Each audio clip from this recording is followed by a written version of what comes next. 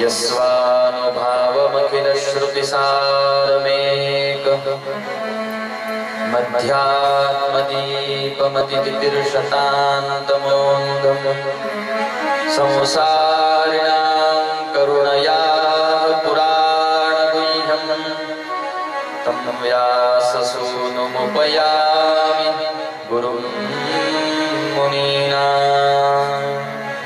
गोपालकृष्ण भगवान की जय। श्री शुकदेव भगवान की जय। परमानंद कंद सच्चिदानंद स्वरूप अनंत ब्रह्मांड नायक भगवान गोपाल कृष्णांची वाङ्मयी प्रतिमूर्ती श्रीमद भागवत कथा तुमच्या माझ्या श्रवणामध्ये येते आहे आणि तुम्हाला मला भक्तीचे अध्यात्मशास्त्राचे उच्चतम सिद्धांत हरिकथा दान करते आहे, जेणेकरून भगवत भक्तांना ज्या पदाची प्राप्ती झाली, भगवत भक्तांना जो परमलाभ त्यांच्या जीवनामध्ये मिळाला तो मिळावा यासाठी उद्धार आपल्याला आपला करून घ्यायचा आहे, ही गोष्ट बरोबर आहे, पण उद्धाराच्या अगोदर एक गोष्ट आपल्या जीवनामध्ये झाली पाहिजे, घडली पाहिजे किंवा आली पाहिजे, तिला हरिप्रेम असं म्हणतात. भगवंताचं प्रेम, भगवंतावरती असलेलं प्रेम असं म्हणतात.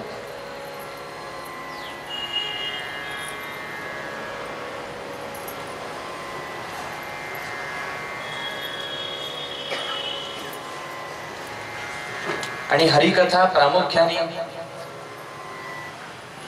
भक्ती प्रेमाचा उदय वक्त्याच्या आणि श्रोत्याच्या केल्याशिवाय राहत नसते. हरिकथा श्रवण करणाऱ्याचं, हरिकथा गायन करणाऱ्याचं प्रेम भगवंतावरती होत असतं. परंतु त्याच्या अगोदर तुमच्या माझ्या चित्ताला शुद्धता मिळणं गरजेचं आहे. मनातली मलिनता, दोष आपले निघून जाणं गरजेचं असतं. आणि हे दोष निघून जाण्यासाठी कथेमध्ये जे भक्तांचं चरित्र गायन केलं जातं, त्या चरित्राशिवाय दुसरं कोणतंही साधन माध्यम नाही.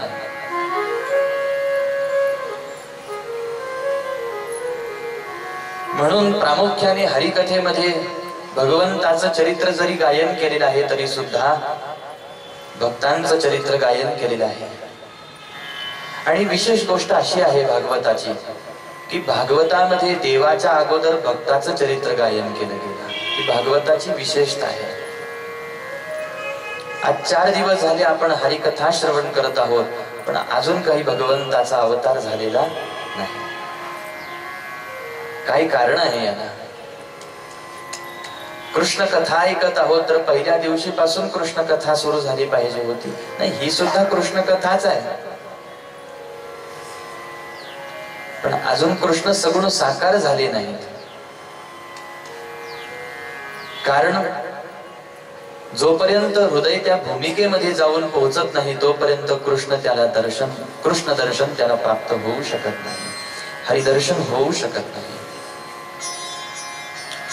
त्याच्या अगोदर चित्ताची एक भूमिका असावी लागते, हृदयाची एक भूमिका असावी लागते, मनाची एक भूमिका तयार व्हावी लागते.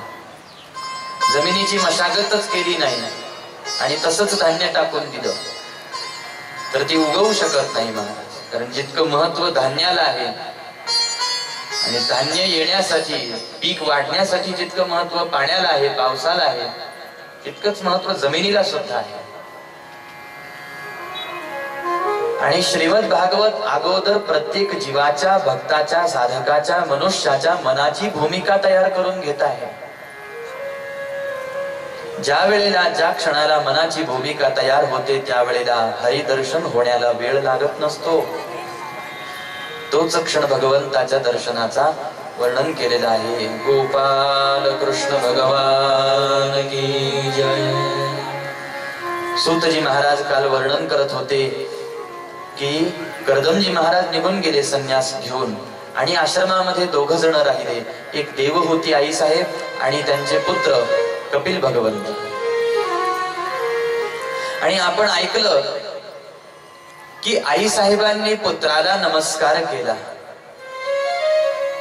आणि आपल्या पुत्रालाच म्हणतात की तुम्ही माझे गुरु व्हा आणि मी तुमची सत्शिष्या होते आणि मला ज्ञानाचं दान करा.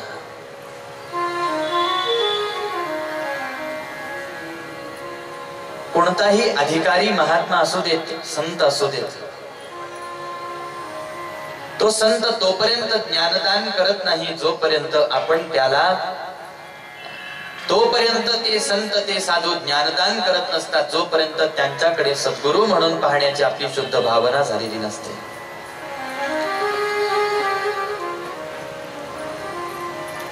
सत्शिष्य होणे आणि त्या संतांना त्या साधूंना आपला सद्गुरू मानणे याचा अर्थ त्यांचं लेकरू होणे.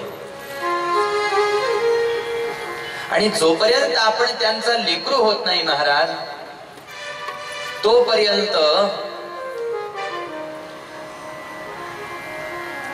त्यांच्या जवळ असलेल्या ज्ञानामृताचं दान ते साधकाला करू शकत नसतात. म्हणून सद्गुरू ही फार थोर भावना आहे. आणि सत्शिष्य, मी सत्शिष्य आहे आणि ते सद्गुरू आहेत, हा संबंध ही अतिउच्च संबंध वर्णन केला आणि पवित्र संबंध वर्णन केलेला आहे. पहा, एक असतात त्यांना संत म्हणतात, एक असतात त्यांना साधू म्हणतात आणि एक असतात त्यांना सद्गुरू म्हणतात. आता आपल्याला जरी वाटत असलं ही तिघही एकच आहे तरी सुद्धा या तिघांमध्ये अंतर आहे.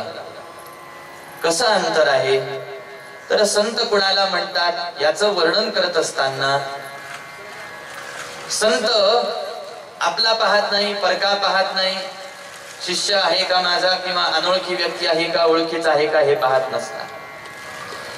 संतांचं काम आहे अखंड उपदेश करत राहणे. आणि कशाप्रमाणे उपदेश करतात संत? संत हे आकाशातल्या मेघवृष्टीप्रमाणे उपदेश करत असतात. जमिनीवरती ज्या वेळेला पाऊस पडतो त्यावेळेला तो कधी विचार करतो का मी फक्त चांगल्याच जागेवर पडेल, घाणेरड्या जागेवर पडणार नाही असं काही विचार करतो का? नाही विचार करत महाराज. त्याचं तो काम करत राहतो. सगळीकडे ती वर्षा झाल्याशिवाय राहत नसते. तसं संत सुद्धा आपल्या मुखातून अखंड उपदेशामृताचा वर्षाव करत राहतात. जे सौभाग्य असतात ते त्या उपदेशाचा अंगीकार करू शकतात. जे तेवढे भाग्यवान नसतात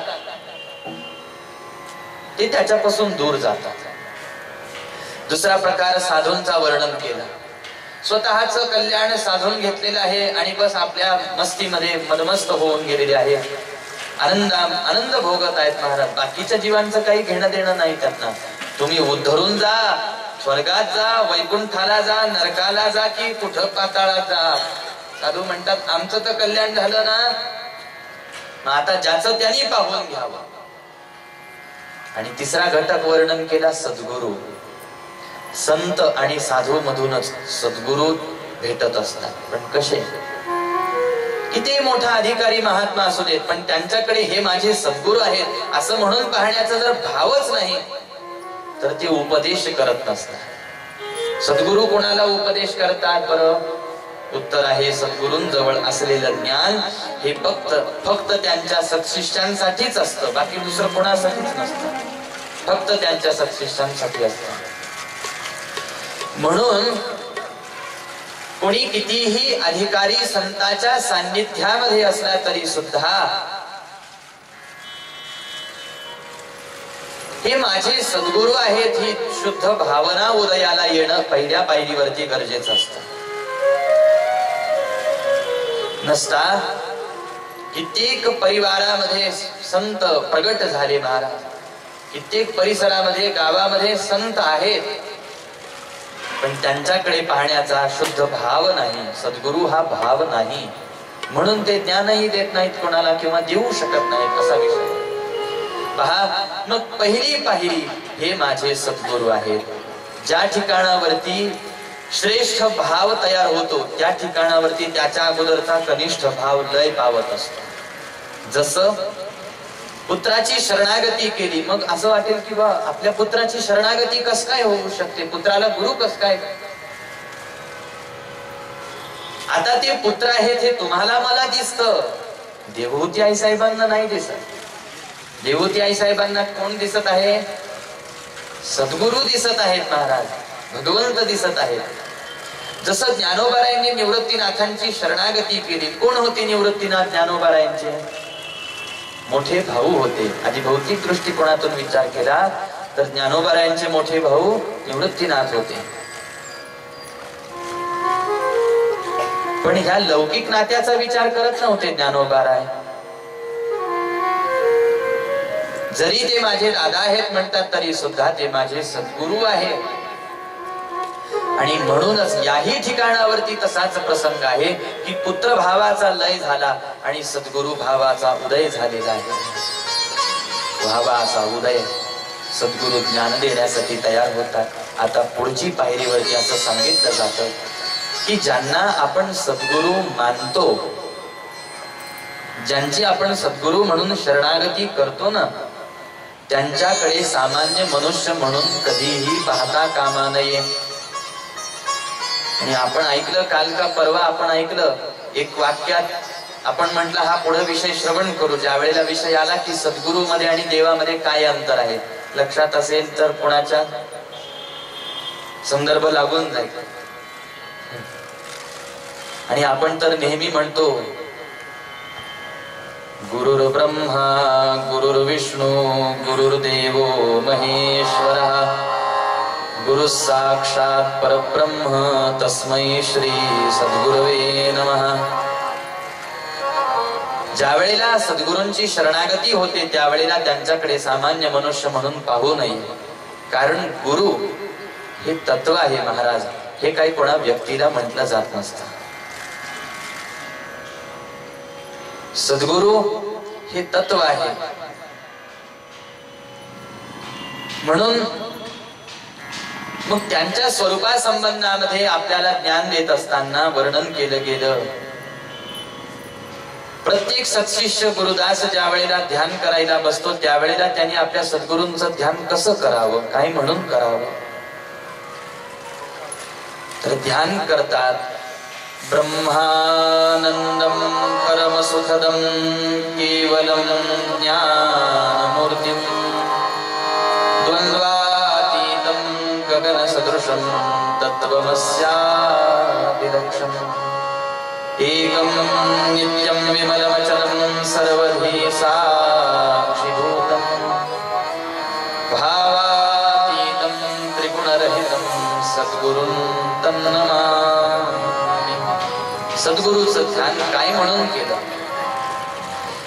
शरणागती करावी सद्गुरूंची. पण पहा, तुम्हाला मला तुम्ही मी ज्या वेळेला हे ऐकतो ना, आपण निघतो महाराज सद्गुरूंची शरणागती करायला आणि काय पाहतो बरं? सद्गुरू म्हणून आपण संतांकडे कोणत्या दृष्टीनं पाहतो?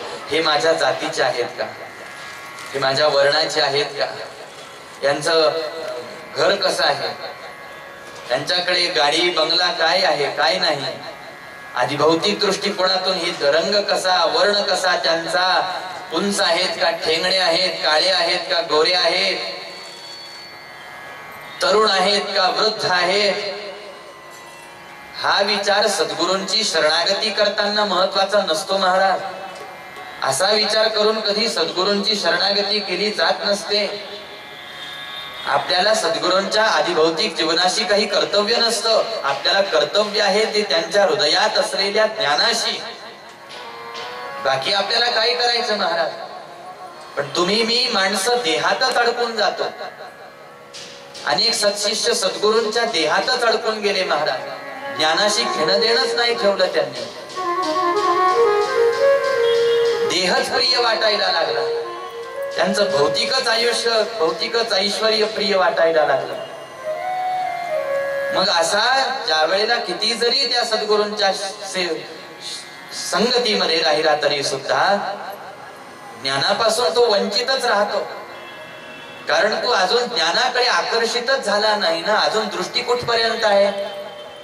शरीरापर्यंत मर्यादित आहे, देहापर्यंत. म्हणून सद्गुरु आणि सत्शिष्याचा संबंध हा देहाचा संबंध नाही सांगितला. आणि तसही या जगामध्ये कुठलाही संबंध देहाचा नसतोच महाराज. शुद्ध संबंध हा आत्म्याचा असतो, हा मनाचा असतो.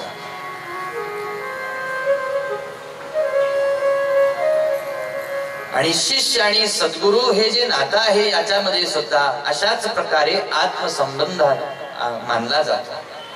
देहाशी घेणं देणं ठेवू नये महाराज. मग कशी शरणागती होते? शरणागती हा भाव आहे. ही करत असताना कशी होते? उत्तर देतात ग्रंथ तुम्हाला मला की पहा, ज्या वेळेला त्यांच्याकडे पाहिल्यानंतर हे माझे सद्गुरु आहेत अशी भावना मनामधून जागृत होते, याला म्हणतात भाव जागा होणे. हा असा भाव ज्या वेळेला जागृत होतो त्याच वेळेला शरणागती होत असते. गुरु परमात्मा परेशो, गुरु परमात्मा परेशो, गुरु परमात्मा परेशो,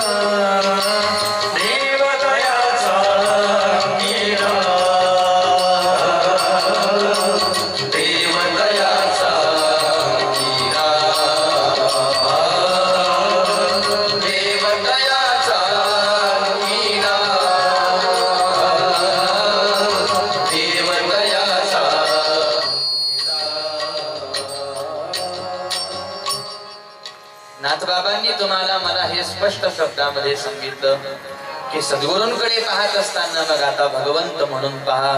गुरु परमात्मा परेशो, ऐसा ज्याचा दृढ विश्वासो. त्याचा परिणाम काय? देवतयाचा अंकिला, स्वये संचला त्याचे घरा. अशा पद्धतीने शुद्ध भावना पाहिजे महाराज, शुद्ध भाव. या ठिकाणावरती शुद्ध भावाला अनन्य साधारण महत्व आहे. म्हणून देवहूती आई साहेबांनी ज्या वेळेला कपिल महामुनींची शरणागती केली त्यावेळेला सद्गुरु भाव, आणि आता सद्गुरु भाव झाल्यानंतर परमात्मा भावामध्ये प्रवेश होतो त्यांच्याकडे पाहत असताना. म्हणून पुत्राची शरणागती केली असं नाही, देहाचा विचार केला तर पुत्राची शरणागती केली, आणि भावाचा विचार केला तर निश्चितच सद्गुरु म्हणून भगवंत म्हणून पाहतात. आणि हात जोडून प्रार्थना केली, गुरु महाराज मी शरणागत झालेली आहे, तुम्ही कृपा करा आणि ज्ञानाचं दान मला करून टाका. शरण मी आये तुम्हारी, शरण मी आये तुम्हारी, दया करो हे दयालु भगवान, दया करो हे दयालु भगवान,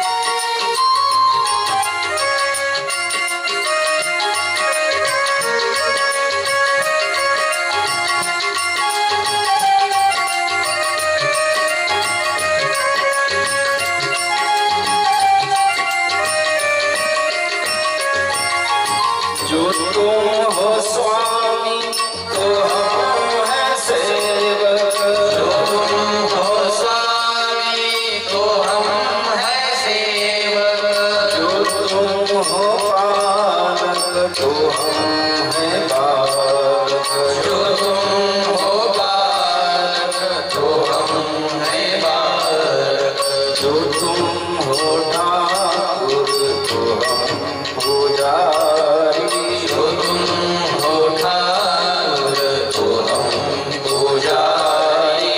दया करो हे दयालु भगवन, दया करो हे दयालु भगवन, दया करो हे दयालु भगवन।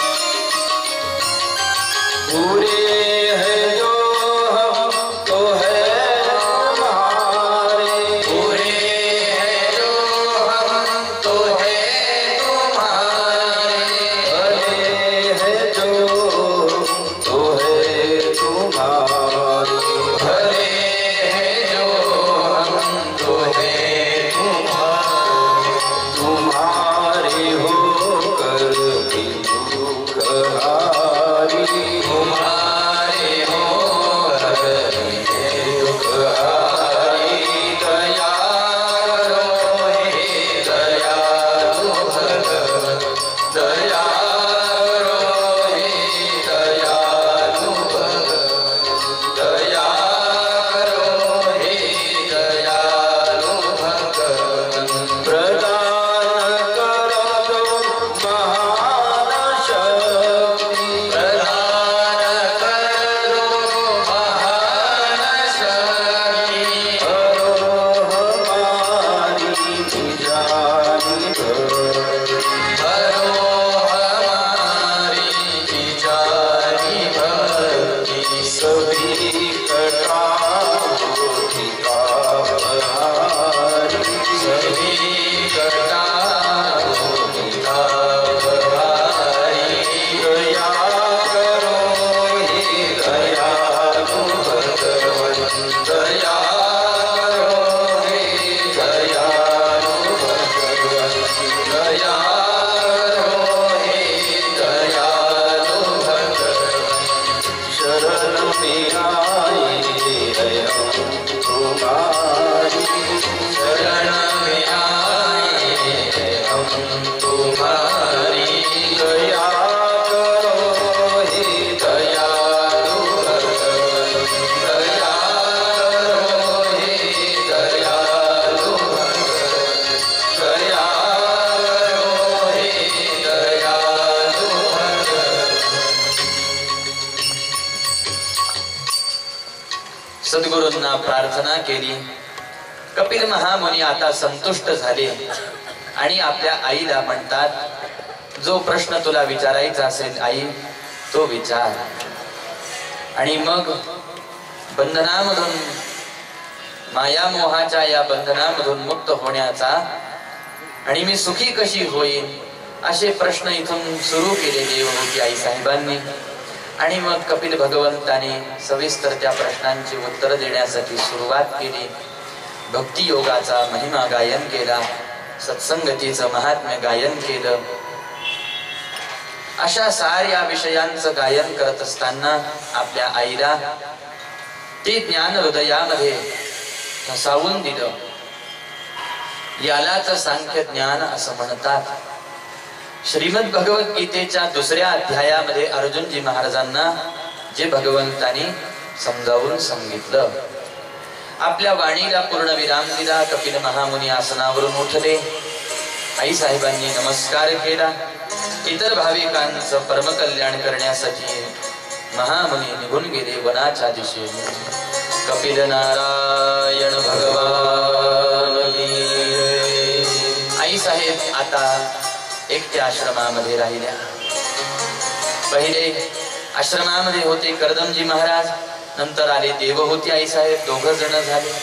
नंतर 3 जण आश्रमामध्ये राहायला लागले कपिल महामुनींसहित.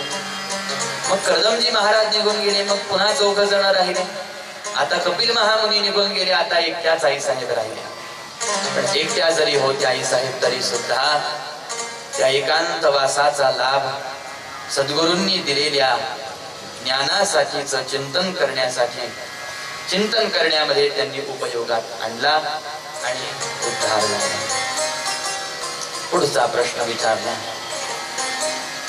राजा परीक्षितांनी शुकदेवांकडे की मनु महाराजांचा वंश कसा पुढे विस्तार पावला मला सांगा. शुकदेवजी महाराज म्हणतात, राजन, मनु महाराजांना जे 2 पुत्र झाले, एकाचं नाव प्रियव्रत आणि एकाचं नाव उत्तानपाद. प्रियव्रत हा वीतरागी वृत्तीचा होता, वैराग्य वृत्तीचा होता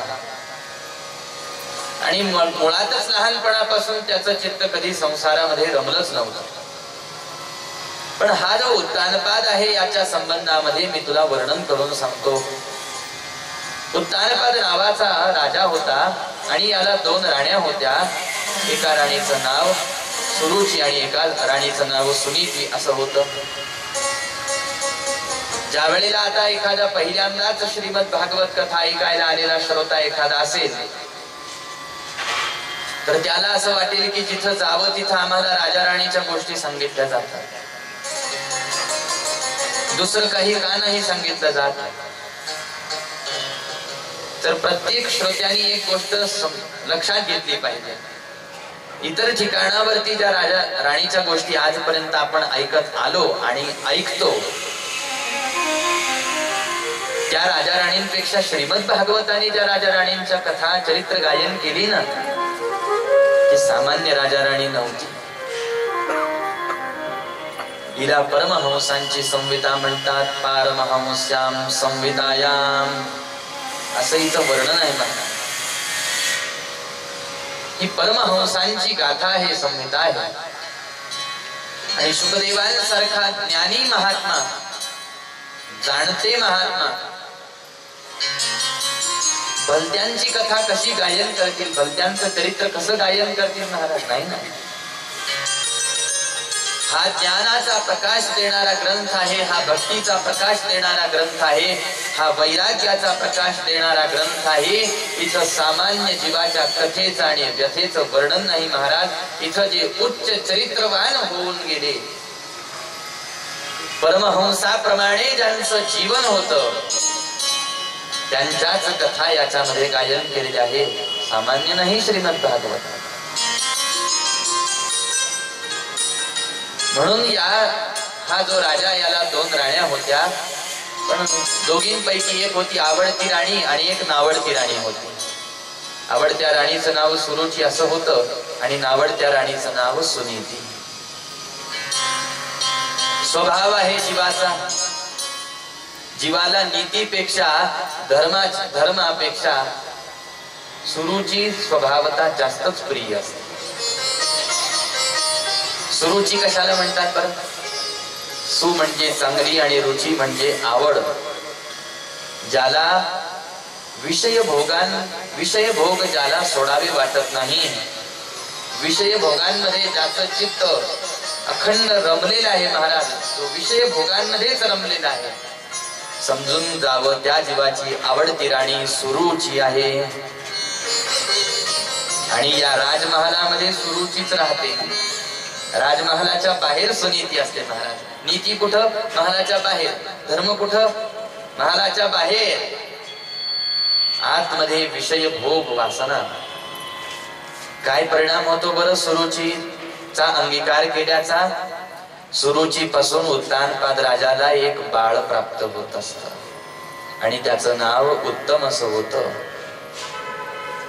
उत्तम शब्दाचा अर्थ सांगत असताना तम नाम अज्ञान अंधकार असा वर्णन केलेला आहे. जो जीव अखंड अशा पद्धतीनं विषय भोगांमध्ये गुंतून पडलेला असतो ना, ज्ञानाचा प्रकाश त्याला कधी प्राप्त होऊ शकत नाही, त्याच्या बुद्धीला प्राप्त होऊ शकत नाही. तो स्वतःच अकल्याण करून घेत असतो. आणि ही जी सुनीती नावाची जी राणी वर्णन केली, तिच्यापासूनही उत्तानपाद राजाला एक बाळ होतं, ज्याचं नाव ध्रुव असं असतं. नीतीनं जीवन जगल्याचा परिणाम ध्रुव नावाचं बाळ जन्माला येतं. ध्रुव हे बुद्धीचं नाव आहे. निश्चयात्मिका बुद्धी, एकदा केलेला निर्णय निश्चय ज्याच्या बुद्धीचा ढळत नाही महाराज. आणि परमार्थ मार्गामध्ये ही निश्चयात्मिका बुद्धी असणं नितांत गरजेचं आहे, आवश्यक आहे.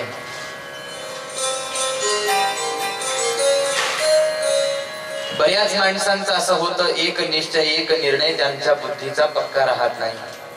घटकेत काही तर घटकेत काही तर घटकेत काही राहतं.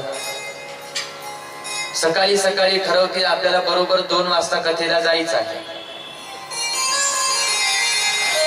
आणि मग 2 वाजत येतात. त्यावेळेला त्यांना असं वाटतं जाऊ दे आता, नंतर जाऊ.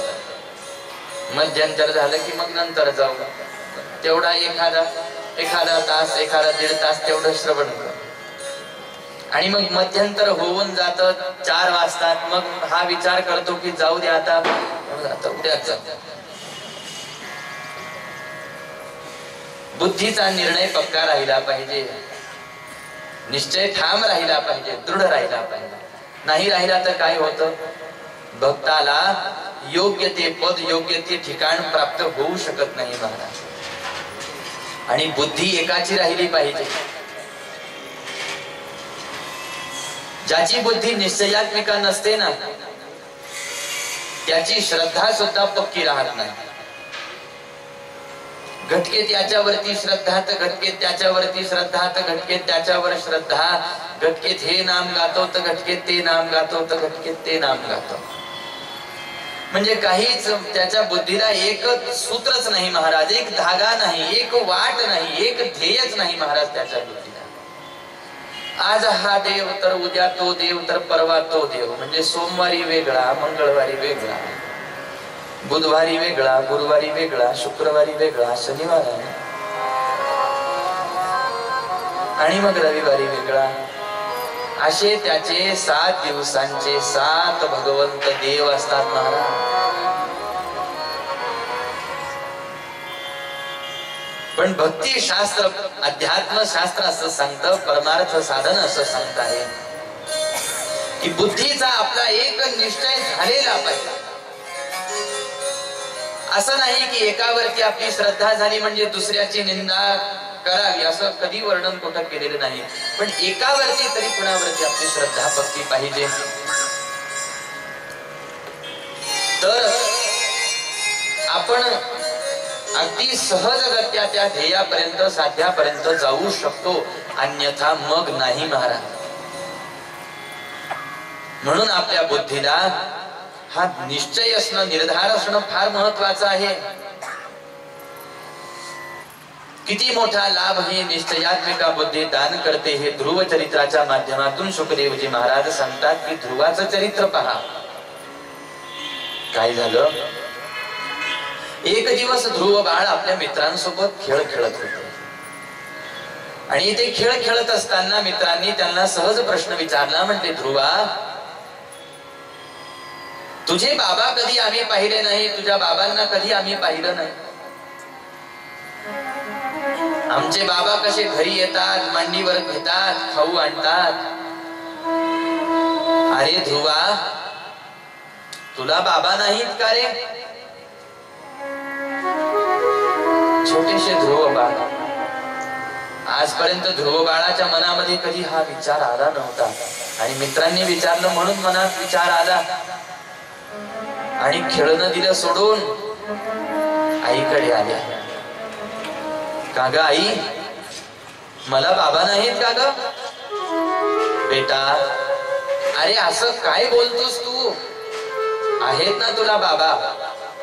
मग बाबा कुठं आहेत आई? घरी काय येत नाही? बाबांचं तुझ्यावर प्रेम नाही का? बाबांचं माझ्यावर प्रेम नाही का?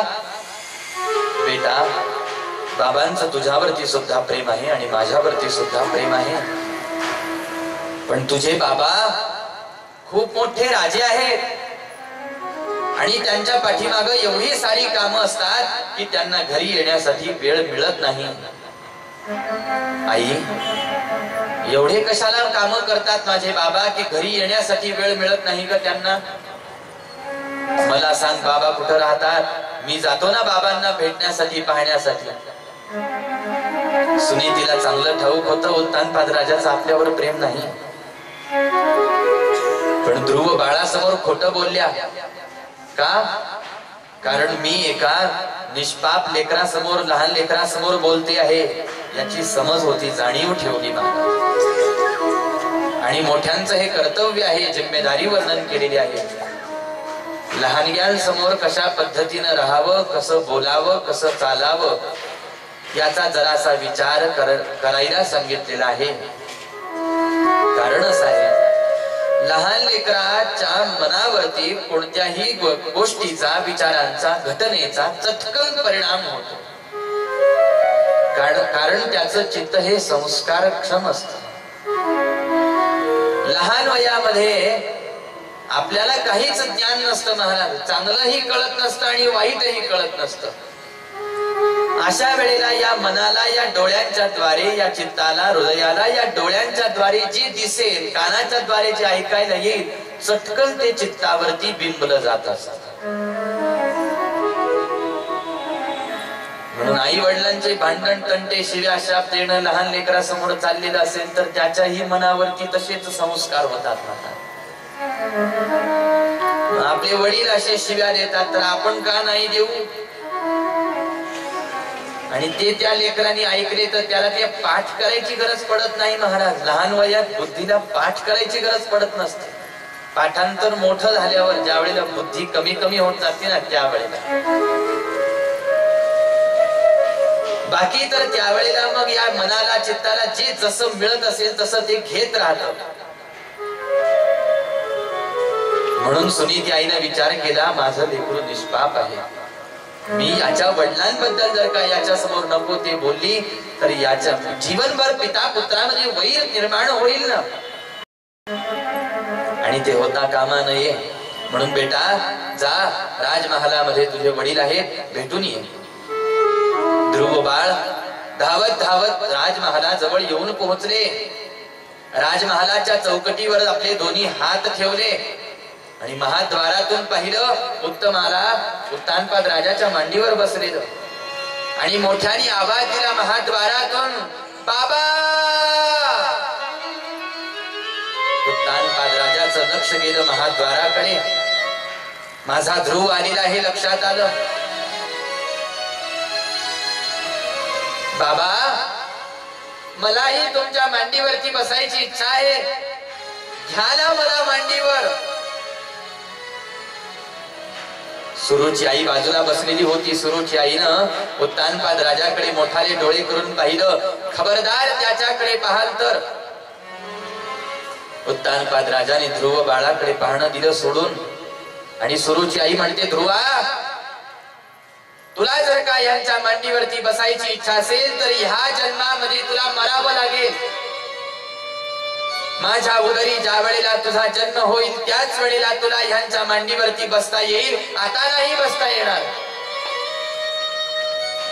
ध्रुव बाळाच्या गोष्ट लक्षात आली. तशीच महाद्वारातून पुन्हा वापस धावत धावत धावत धावत आले. सुनीती आईच्या गळ्याला घट्ट मिठी मारली आणि मोठ्याने रडायला लागले. ध्रुवा, काय झालं बेटा, रडायला तुला? आई, बाबांनी मला जवळ नाही घेतलं, मला मांडीवर नाही घेतलं आई बाबांनी. आपल्या गळ्याला बिलगलेल्या ध्रुव बाळाला जरासं बाजूला उभं केलं. बेटा, कशासाठी गेला होता श्री राजमहालामध्ये? आई, मला हे सुख पाहिजे होतं आणि त्या सुखाच्या इच्छेने मी राजमहालामध्ये गेलो. बेटा, आयुष्यभरासाठी तुला एक गोष्ट सांगून ठेवू का? काय आई? तुला सुख पाहिजे आहे ना? हो आई. जगाकडे कशाला सुख मागतोस बेटा? आई, मग कुणाकडे मागू ग सुख? अरे आजपर्यंत ज्यांना ज्यांना सुख लागलं ना, सुखाची प्राप्ती ज्यांना झाली ना, ते सारे भगवंतांकडे गेले आणि भगवंतांना त्यांनी सुख मागितलं बेटा. आई, भगवंत कुठं भेटतील मला? मी तर आजपर्यंत देवाला पाहिलं नाही. पण तुला जर देवाला प्रसन्न करून घ्यायचं असेल तर सांगते बेटा, वनामध्ये त्याच्यासाठी जावं लागतं, तपश्चर्या करावी लागते, साधना करावी लागते आणि मग भगवंत प्रसन्न होतात. आणि भगवंत प्रसन्न झाल्यावर मग सुखाला कमतरता नसते बरं. मग तुला जे पाहिजे, जेवढं सुख पाहिजे तेवढं तू भगवंताकडे मागू शकतोस ध्रुवा. भगवंत तुझ्या साऱ्या दुःखांचा नाश करून टाकतील. जगाकडे सुख मागू नको, जगात सुख मिळणार नाही तुला. आई, मग मी वनामध्ये जायला तयार आहे. जाऊ का वनामध्ये? मी तपश्चर्या करेन, देवाला प्रसन्न करून घेईल. आई, तू सांग, जाऊ मी वनामध्ये? सुनीती मातेने ध्रुव बाळाला होकार दिला आणि ध्रुव बाळ आपल्या घरातून बाहेर पडले, कुटीतून बाहेर पडले आणि वनाच्या दिशेने धावायला लागले. काही अंतरावर गेलेले होते तर सुनीती मातेने मागून आवाज दिला, ध्रुवा. काय आई? बेटा, तुला भगवंताची भेट होणार नाही. का नाही आई? बेटा, तुला भगवंताच्या भेटीच्या अगोदर संतांची भेट होईल. आई, संत कशी असतात मला सांग. त्यावेळेला संतांच्या बाह्यांगाचं वर्णन करून सांगितलं सुनीती मातेने. पुन्हा ध्रुव बाळ वनाच्या दिशेने धावायला लागले. भगवंतावरती भार पडला सारा आणि भगवंताने नारदजी महाराजांना आदेश केला, नारदा, माझा एक छोटासा भक्त मला प्रसन्न करण्यासाठी वनामध्ये निघालेला आहे. तुम्ही त्याच्या रस्त्यामध्ये उभे राहा आणि मला कसं प्रसन्न करतात हे तुम्ही त्याला सांगा. वनाच्या दिशेने धावता धावता धावता धावता अरण्यामध्ये ध्रुव बाळ येऊन पोहोचले आणि समोर पाहतात तर नारदजी महाराज उभे होते. आईने सांगितलं होतं साधूची भेट होईल. हात जोडले, महाराज तुम्ही साधू आहात का हो? बेटा, मला माहित नाही मी साधू आहे की नाही. तुला मी कोण दिसतो सांग? तुम्ही तर मला साधू दिसत आहात महाराज. मग विचार बेटा, तुला काही प्रश्न विचारायचा असेल तो. महाराज, देवाला प्रसन्न कसं करतात एवढं फक्त मला सांगा. तुझं नाव काय आहे? माझं नाव ध्रुव आहे. ध्रुवा, मी जे सांगेन ते करायला तयार आहेस का? हो महाराज. मग आल्या पावलाने वापस घराकडे निघून जा. देवाला प्रसन्न करायचा विचार सोडून दे. महाराज, का असं म्हणत आहात तुम्ही? ध्रुवा, वय पाहिलंस का तुझं? अरे, दुधाचे दात अजून पडलेले नाहीत. खेळण्या बागडण्याचे दिवस आहेत. आईच्या हातून घास भरून घेण्याचं वय आहे. कुठं देवाला प्रसन्न करण्यासाठी अरण्यामध्ये आलास बेटा? आणि तुला काय वाटतं, घरून निघत असताना 2 घास खाऊन निघाला असशील, पाणी पिऊन निघाला असशील, अजून तहान लागली नाही, भूक लागली नाही म्हणून तुला काही जाणवत नाही. पण तुला ज्या वेळेला तहान लागेल, भूक लागेल, त्यावेळेला या अरण्यामध्ये कोण तुला खाऊ घालणार आहे? इथं अन्न तुला मिळणार नाही. दूर दूर भटकंती करून तुला पाण्याचा आणि कंदमुळात फळाचा शोध घ्यावा लागेल. आणि आता दिवस आहे म्हणून तुझ्या लक्षात नाही येणार एक गोष्ट. जसा जसा दिवस मावळायला लागेल ना, आता रातकिडे किरकिर करायला लागतील. या अरण्यामध्ये अनेक हिंस्त्र श्वापर आहेत, मोठमोठाले वाघ आहेत, हत्ती आहेत, सिंह आहेत, लांडगे आहेत, कोल्हे आहेत, सर्प आहेत, विंचू आहेत. ध्रुवा, काय करतील हे सारे महाराज मला? अरे हत्या करून टाकतील तुझी, प्राण घेतील तुझा. माझं म्हणणं आहे, चांगला घरी जा, चांगला शिक, सवर, मोठा हो आणि मग वनामध्ये ये. मी तुला सांगेन ना देवाला कसं प्रसन्न करतात ते. महाराज, झालं तुमचं बोलून, आता जरासं मला बोलू देताल का? तुमचं म्हणणं आहे या अरण्यामध्ये जर का मी राहिलो तर माझा प्राण जाईल, हिंस्त्र श्वापद माझी हत्या करून टाकतील, मला अन्न मिळणार नाही, मला पाणी मिळणार नाही आणि हे जर सगळं होत राहिलं तर मी जिवंत राहू शकणार नाही, माझा देह पडेल ना. म्हटले हो, पडायचा माझा देह तर पडू देत महाराज, पण आता देवाला प्रसन्न केल्याशिवाय मी वापस घराकडे जाणार नाही. एकच गोष्ट सांगतो महाराज तुम्हाला मी, देह जाओ अथवा राहो, देह जाओ अथवा राहो, देह जाओ अथवा राहो, देह जाओ अथवा राहो, अनुरंगी गुण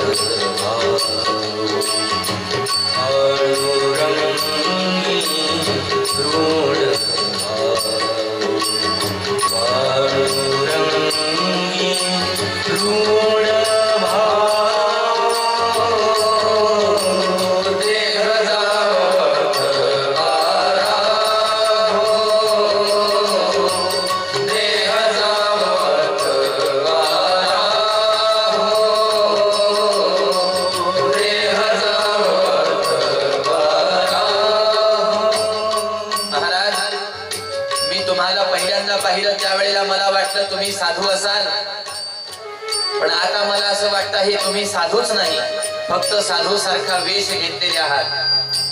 साधू तर त्यांना म्हणतात जे परमार्थ करायला लावतात, संसार सोडून भक्तीची गोडी निर्माण करतात, मनामध्ये हरिप्रेम निर्माण करतात, त्यांना साधू म्हणतात.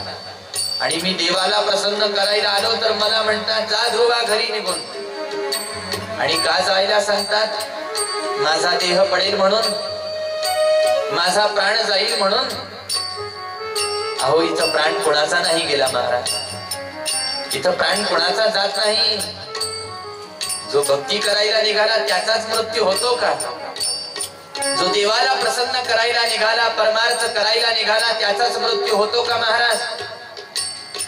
मृत्यूच्या भीतीनं परमार्थ सोडून घरामध्ये बसणारे कोट्यावधी या जगामध्ये असतील, मी नाही. माझा देह पडेल या भीतीनं, अन्न पाणी मला मिळणार नाही, कपडा लत्ता मला मिळणार नाही, घरदार मला मिळणार नाही, या भीतीनं भक्ती सोडून, परमार्थ सोडून, भजन सोडून आपल्या घरामध्ये बसणारे हजारो कोट्यावधी माणसं या जगामध्ये असतील महाराज, पण मी ध्रुव नाही. मी देवाला प्रसन्न करण्यासाठी निघालेलो आहे ना. आता देवाला प्रसन्न केल्याशिवाय घराकडे जाणार नाही. मी प्रयत्न करेन, मी साधना करेन महाराज, आणि भगवंत माझ्यावरती प्रसन्न कधी होतात याची वाट पाहत राहिलो तोपर्यंत जिवंत तर देवाला पाहून घेईल, आणि नाही राहिलो ना तरी सुद्धा मी भक्ती करत राहीन महाराज. तरी सुद्धा मी भगवंताचं नाम गायन करत राहीन, भगवंताची सेवा अनुष्ठान करत राहील गुरु महाराज मी, पण वापस घराकडे जाणार नाही. होऊन काय होणार आहे? मृत्यू होईल. कुणाचा मृत्यू झाला नाही. हजारो माणसं मृत्यू लोकांमध्ये मरतात, अन्न पाण्याविना मरतात का? वाघ, सिंह, हत्ती, कोल्हे, लांडगे घरात घुसून माणसाला मारतात? नाही. बसल्या बसल्या माणसं मरतात. हो, अन्न खाता खाता माणसाचा मृत्यू होतो, पाणी पिता पिता माणसाचा मृत्यू होतो. मृत्यूचं काय घेऊन बसलो आपण? मी एक ध्रुव अन्न पाण्याविना मरायला तयार आहे, परंतु आता देवाला प्रसन्न केल्याशिवाय वापस घराकडे जाणार नाही. तुम्हालाच माझं असं सांगणं आहे. असं नाही महाराज, तर ज्या देवाला प्रसन्न करण्यासाठी मी आलो, आता किती जरी आपदा विपदा माझ्यावरती आल्या तरी सुद्धा ध्रुव बाळ म्हणतात भगवंता, तुमच्या चरणावरती असलेली ही श्रद्धा आणि ही निष्ठा मी आता सोडणार नाही. हरी चरण सोडी सर्वथा, चरण सोडी सर्वथा,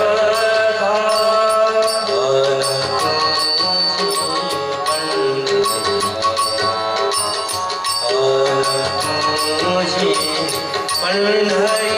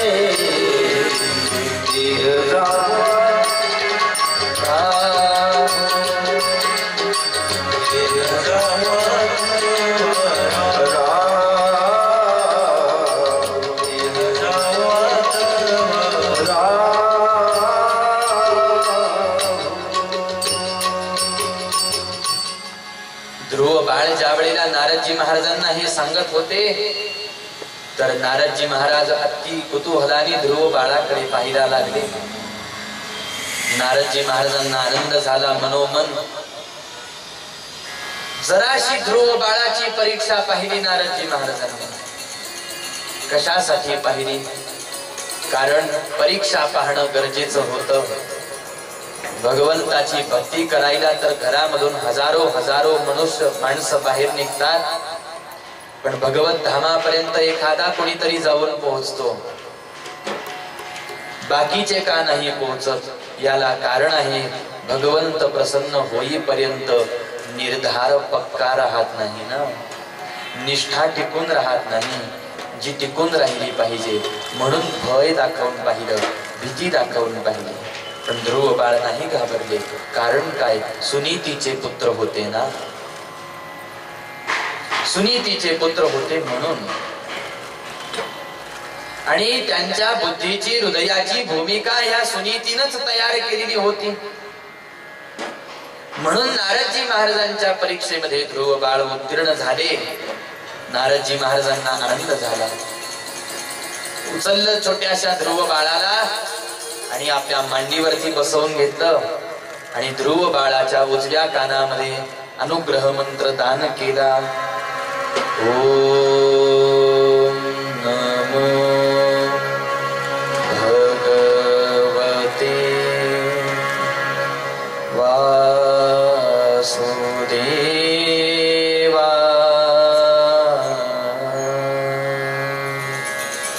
हा मंत्र नारदजी महाराजांनी ध्रुव बाळाला दिला. ध्रुव बाळाला पवित्र जागेवरती विराजमान करवलं, बसवलं, अनुष्ठान समजावून सांगितलं, साधनेच्या रीती पद्धती समजावून सांगितल्या आणि नारदजी महाराज गेले निघून. ध्रुव बाळ साधनेमध्ये तल्लीन झाले. आणि त्याच वेळेला उत्तानपाद राजाला सुद्धा हळूहळू हळूहळू आपली चूक लक्षात यायला लागली. आणि ज्या वेळेला चूक लक्षात यायला लागली त्यावेळेला पश्चाताप उत्तानपाद राजाला झाला. उत्तानपाद राजा सुनीती आई साहेबांकडे पर्णकुटीमध्ये येऊन पोहोचला. सुनीती आई साहेबांची क्षमा याचना करायला लागला. सुनीती माता म्हणतात, तुम्ही माझे पतिराज आहात, माझ्या समोर हात जोडू नका. म्हणजे आपला ध्रुव कुठं आहे मला सांग सुनीती. ध्रुव तर वनामध्ये निघून गेला म्हणले महाराज. तपश्चर्या करायला मी त्याला वनामध्ये पाठवून दिलं. आता मात्र उत्तानपाद राजाला हे ऐकून दुःख झालं. कधी एकदा माझ्या ध्रुवाला भेटतो, कधी माझा ध्रुव घरी येतो, म्हणून सारं सैन्य वनामध्ये पाठवलं ध्रुव बाळाचा शोध घेण्यासाठी. पण कुठंच ध्रुव बाळ सापडले नाही. आणि मग एकटाच एकांतामध्ये राजमहालात बसलेले होते उत्तानपाद राजे, चिंता करत होते. एवढ्या वेळामध्ये नारदजी महाराजांचं आगमन झालं. आणि नारदजी महाराजांनी मनोमन विचार केला, आताशी उत्तानपाद राजाला पश्चाताप होतो आहे. लोहा गरम है, मार दो हथौडा. याचा अर्थ पश्चातापामध्ये हा दग्ध होतो आहे ना, आता हा खऱ्या ठेप्यावरती जाऊ शकतो. आताशी हा मला प्रश्न विचारेल, त्याच्या शंकेचं समाधान विचारेल, त्याच्या सुखाचा उपाय विचारेल आणि मी त्याला नाम मंत्र दान करेल. आणि उत्तानपाद राजाने प्रार्थना केली, महाराज मला सुद्धा तुम्ही एखादं साधन सांगा ना. अनेकांना तुम्ही तारलं, अनेकांना उद्धारलं, आता मलाही साधन सांगा तुम्ही. नारदजी महाराजांनी वेदाने गायलेला महामंत्र हरे राम राम राम हरे हरे, हरे कृष्ण कृष्ण कृष्ण हरे हरे, हा महामंत्र दान केला. आणि इकडं साधना सुरू झाली उत्तानपाद राजाची राजमहालामध्ये. आणि तिकडं मधुवनामध्ये ध्रुव बाळ अखंड भगवंताच्या मधुर नाम संकीर्तनामध्ये तल्लीन झालेले होते. ओम नमो भगवते वासुदेवाय. ओम नमो भगवते वासुदेवाय.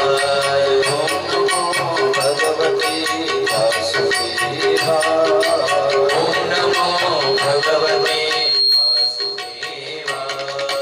ओम नमो भगवते वासुदेवाय. ओम नमो भगवते वासुदेवाय. ओम नमो भगवते वासुदेवाय. ओम नमो भगवते वासुदेवाय.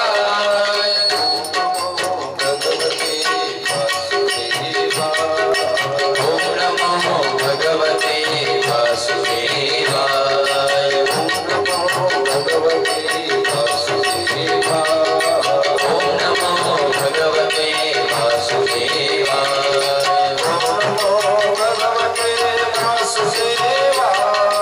ओम नमो भगवते वासुदेवाय. ओम नमो भगवते वासुदेवाय. ओम नमो भगवते वासुदेवाय.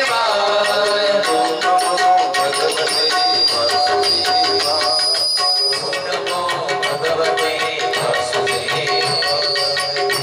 ध्रुव बाळ अखंड भगवंताच्या नामगायनामध्ये तल्लीन झालेले असताना हृदयामध्ये ध्रुव बाळाला भगवंताचं दर्शन प्राप्त व्हायला लागलं. शंख चक्र गदा पद्म धारण केलेला आहे भगवंतानी. आणि भगवंताच्या सुंदर रूपाकडे ध्रुव बाळ पाहत होते. पण भगवंतानी विचार केला, मी सगुण साकार झाल्याचा आनंद माझ्या हृदयाला मिळावा, यासाठी हृदयात प्रकट झालेले परमात्मा अचानक अंतर्धान पावले. जसे ध्रुव बाळाने डोळे उघडले, समोर पाहतात तर साक्षात नारायण चतुर्भुज रूप धारण करून उभे आहे. हे ध्रुव बाळाच्या लक्षात यायला लागलं. ओम नमो भगवते वासुदेवाय. ओम नमो भगवते वासुदेवाय. वासुदेवाय हरि वेंकटेश्वराय. वासुदेवाय हरि वेंकटेश्वराय. वासुदेवाय हरि वेंकटेश्वराय. वासुदेवाय हरि वेंकटेश्वराय. भगवते वासुदेवाय. ओम नमो भगवते वासुदेवाय. हरि वासुदेवाय.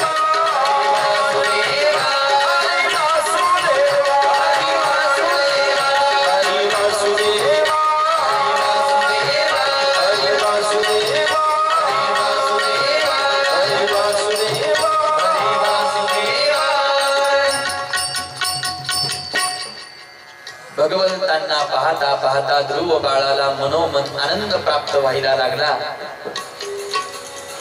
सुंदर पिवळा पितांबर परिधान केलेला आहे, मस्तकावरती मुकुट आहे भगवंताच्या, कानामध्ये कुंडल, वैजयंतीची माळा,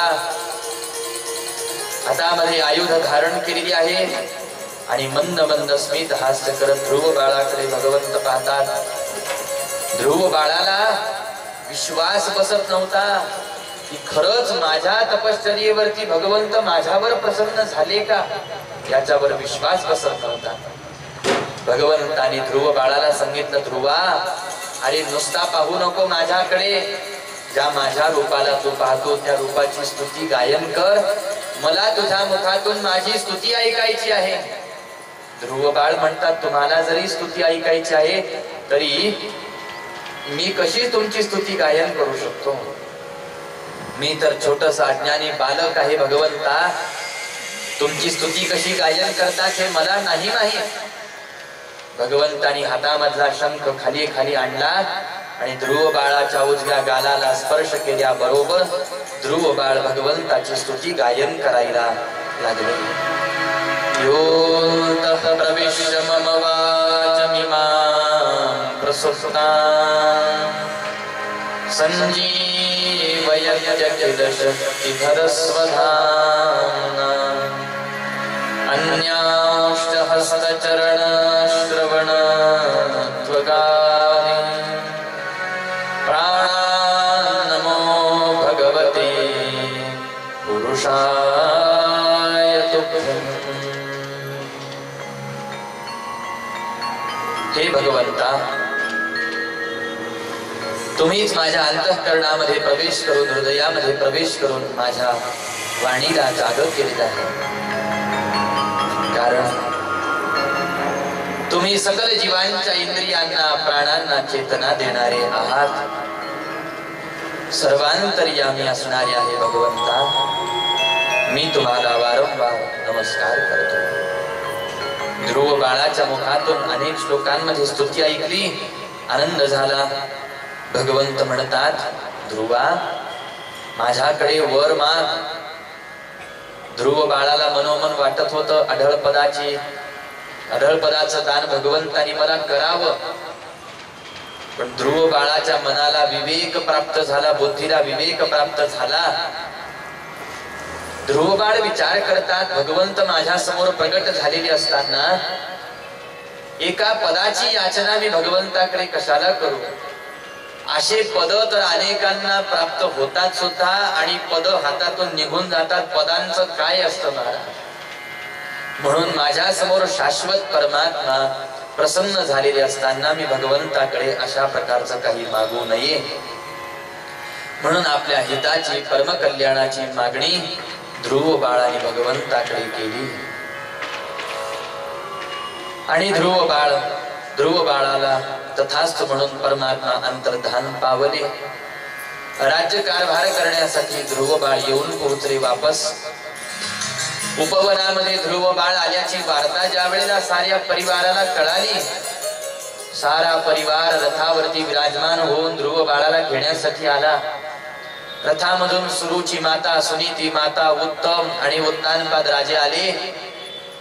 नमस्कार करायला पुढे गेले ध्रुव बाळ आणि सुरुची आईला नमस्कार केला, उत्तानपाद राजाला नमस्कार केला, सुनीती मातेला नमस्कार केला। सुनीती मातेला मनोमन आनंद झाला। आपल्या पती राजांना म्हणते, अहो आपलं लेकरू ज्या वेळेला वनामध्ये गेलं त्यावेळेला सामान्य नर म्हणून गेलं, आज आपलं लेकरू वनामधून वापस आलेलं आहे तर साक्षात नारायण स्वरूप होऊन आलेला आहे। जीव म्हणून गेला होता तर शिव स्वरूप होऊन आलेला आहे। आनंद झाला आणि बरं झालं माझा ध्रुव वनामध्ये गेला, भगवंताची भक्ती केली आणि भगवंतांना प्रसन्न करून घेतलं। बरं झालं माझा ध्रुव वनामध्ये गेला, आणि नसता गेला माझा ध्रुव वनामध्ये तर इतर आयांची लेकरं जसे जन्माला येतात तसा जन्माला आला असता, शिकला असता, सवरला असता, विवाह झाला असता, विवाहानंतर त्याला ही संतती झाली असती, आणि मग जसे एक दिवस साऱ्या आयांचे लेकरं मरून जातात तसा माझा ध्रुवही मरून गेला असता। पण माझ्या ध्रुवानी ते नाही केलं जे इतर आयांचे लेकरं करतात, ते केलं जे एखाद्या विरळ्या आईचं लेकरू करतं. याचा आनंद व्हायला लागला महाराज. धन्य आहे ती माता जिला ध्रुव बाळासारखा पुत्र प्राप्त झाला, आणि धन्य असतो तो पुत्र ज्याला सुनीती सारखी आई प्राप्त झालेली असते. उद्धार हा त्या लेकराचा आपोआप होणारच आहे महाराज. कल्याण त्या लेकराचा आपोआप होणार आहे. म्हणून सदसद विवेक आपल्या पुत्राला दान करण्याचं उत्तरदायित्व हे तसं पाहिला गेलं तर माता पित्यांचं दोघांचंही असतं, पण सगळ्यात अगोदर आईच असत. या जगतामध्ये प्रत्येक लेकरासाठी तिची आई, त्याची माता हा प्रथम गुरु मानला जातो. आणि म्हणून आईवरती जास्त जिम्मेदारी असते महाराज लेकराची. नुसतीच खाऊ पिऊ घालायची जिम्मेदारी असते असं नका समजू. माता पिता, सारेच माता पिता आपल्या लेकराच्या हिताचा विचार करतात, पण हितही दोन प्रकारचं सांगितलं ना. एक नुसतंच भौतिक हित सांगितलं, बस त्याला खायचं कसं, प्यायचं कसं एवढं शिकवलं. कपडे कसे घालायचे, बसायचं कसं, बोलायचं कसं, चालायचं कसं, कुठं जायचं कुठं नाही एवढं सांगितलं. म्हणजे भौतिक त्याचा हिताचा विचार आणि सगळेच करतात माता पिता, कोण नाही करत. पशु पक्षी प्राणी जरी असले तरी आपल्या लेकराचा किती प्रेमाने सांभाळ करतात. आई वडिलांना प्रेमाने लेकराचा सांभाळ करा हे शिकवावं लागत नाही, कारण त्यांचा तो स्वभावच असतो. उलट लेकरांना शिकवावं लागतं आई वडिलांचा प्रेमाने सांभाळ करा. ते आता लक्षात येत नाही,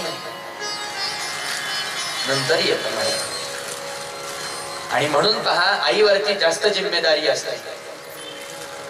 लेकराला आपल्या प्रत्येक माता पित्यांनी सद्विचार दान करण्याचे प्रयत्न करायला पाहिजे, सद्विवेक दान करण्याचा प्रयत्न करायला पाहिजे.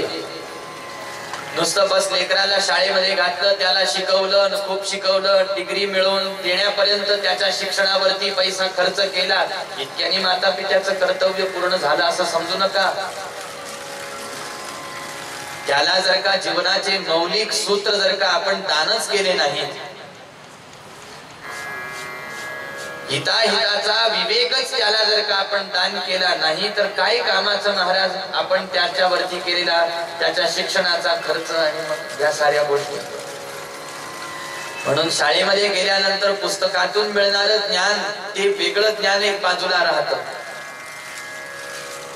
आणि खऱ्या अर्थाने जीवनामध्ये कसं राहिला पाहिजे, कसं जगायला पाहिजे, कसं बोलायला पाहिजे, कसं वागायला पाहिजे आणि काय करायला पाहिजे. ज्या आई वडिलांनी आपल्या लेकरांना चांगलं शिकवलं ना, तीच लेकरं बाळ पुढे चालून आई वडिलांचा सांभाळ करतात. इतकंच नाही तर तीच लेकरं गरजू व्यक्तींची मदत करू शकतात, दुःखितांचा आश्रय होऊ शकतात, समाजाचे सेवक होऊ शकतात, राष्ट्राचे सेवक होऊ शकतात, धर्माचे सेवक होऊ शकतात. आणि ज्या माता पित्यांनी नुसतं खायचं प्यायचं आपल्या लेकरा बाळांना शिकवलं ना, बस खायचं प्यायच्या पुढे जाऊन त्यांना काही सुचत नाही मरेपर्यंत. पण आई वडिलांना वाटतं आम्ही चांगल्या मोठ्या इंग्रजी स्कूलमध्ये विद्यार्थी आमच्या लेकरांना पाठवलं म्हणजे आम्ही खूप काही केलं त्यांच्यासाठी. कशाचं काही केलं महाराज? हेच लेकरू ज्या वेळेला हातामध्ये काठी घेऊन मारायला येतं त्यावेळेला मग आठवून पहा, इंग्रजी स्कूल मध्ये टाकण्यासाठी किती खर्च केला आपल्या लेकरासाठी आपण. त्याच्या वया पुस्तकांसाठी किती खर्च केला. ते वया पुस्तक त्याला सांगणार नाही आईचा किती आदर करा, म्हणजे आता सांगणार नाही, पहिले सांगत होते.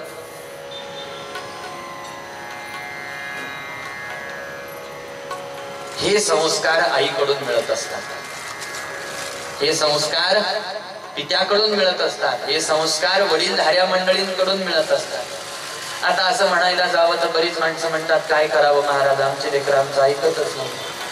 ऐकण्याच्या वेळेत सांगितलं नाही तर आता कसे ऐकते. आणि म्हणून सुनीती माता एक आदर्श आहे प्रत्येक आईसाठी.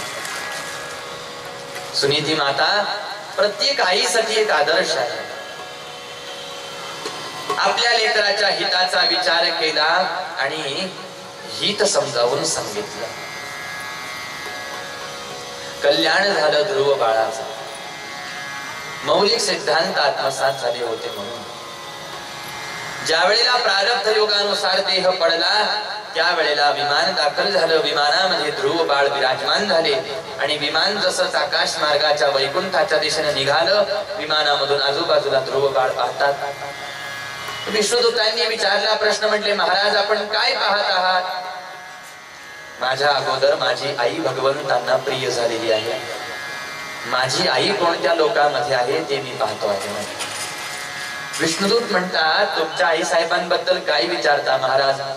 तुमच्यासारख्या भगवंताच्या भक्ताला जिने जन्म दिला त्या आईचा सुद्धा भगवंतांनी उद्धार केलेला आहे.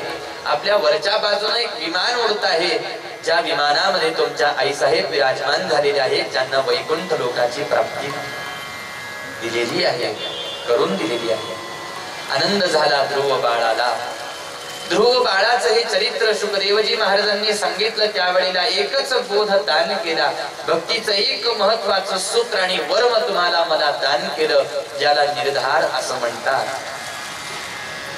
निष्ठावंत भाव भक्तांचा स्वधर्म, निर्धार हे वर्म चुकू नये. निर्धार हे वर्म चुकू नये असा संतांनी उपदेश केला, बोध दिला.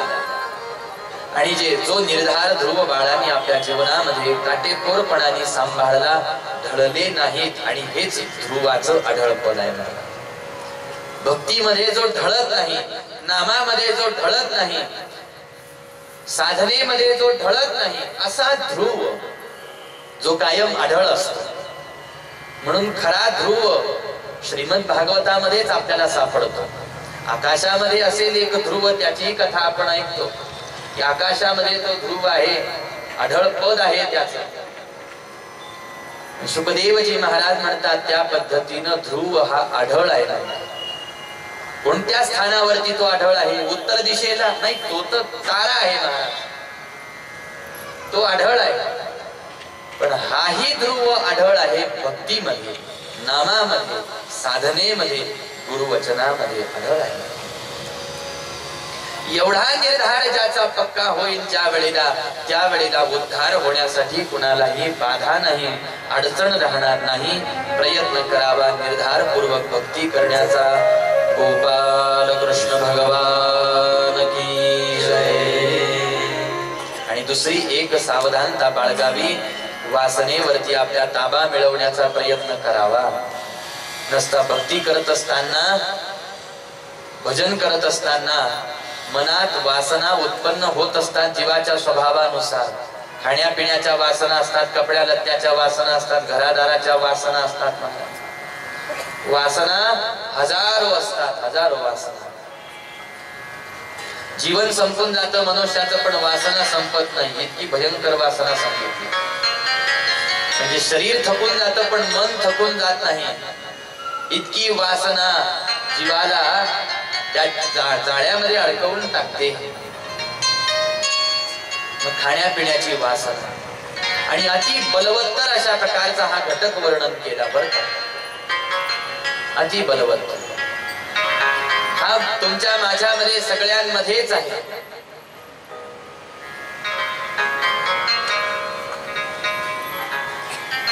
खाण्यापिण्याची वासना महाराज, कपड्या लत्त्याची वासना. एक तो एक कपडा वापरावा वाटत नाही. आणि मग खाण्यापिण्याचा विचार केला तर रोज वेगवेगळे पदार्थ बदलून लागतात माणसाला. अहो रोज वेगवेगळ्या पदार्थाचं जाऊ द्या, दिवसातून 3 वेळेला माणसाचे पदार्थ बदलतात.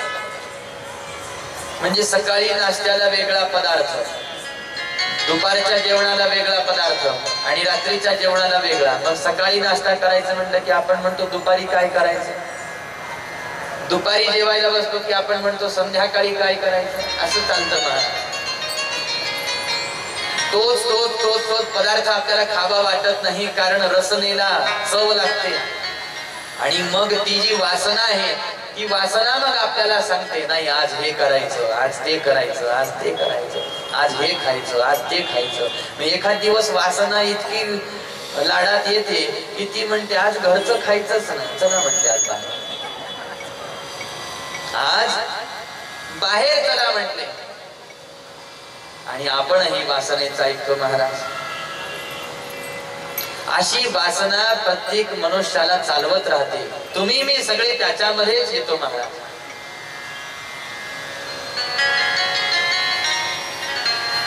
या वासनेला रोखलं पाहिजे.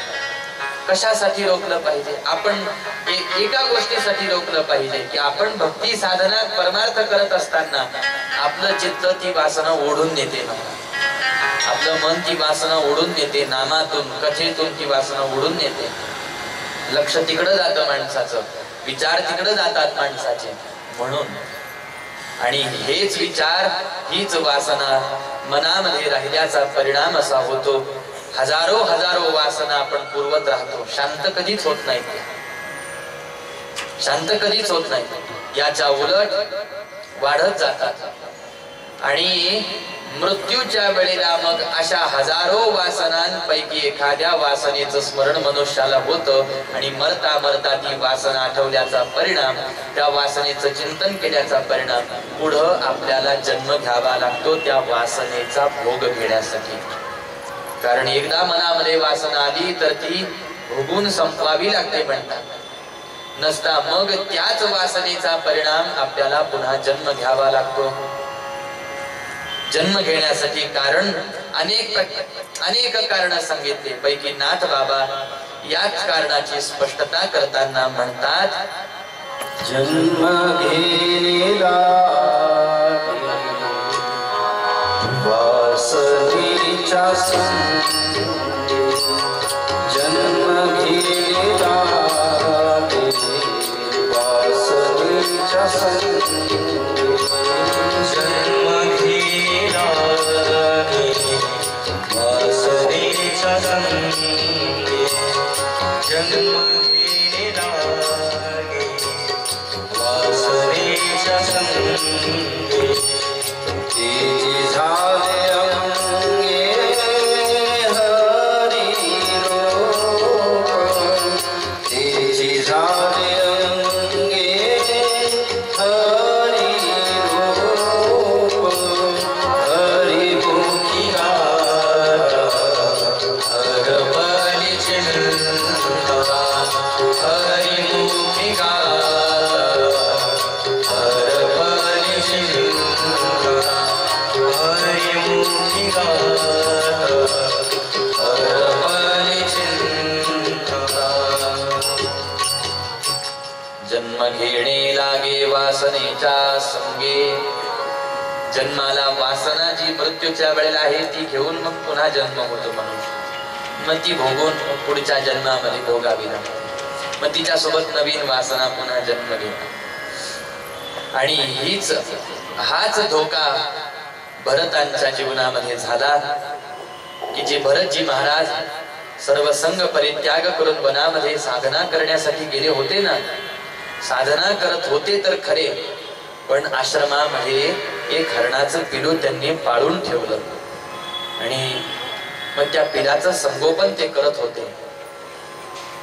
पिलाचं संगोपन करत असताना एवढा जीव त्याच्यावरती जडला भरतजी महाराजांचा की जरासही त्याच्यापासून दूर भरतजी महाराजांना व्हावं वाटत नव्हतं.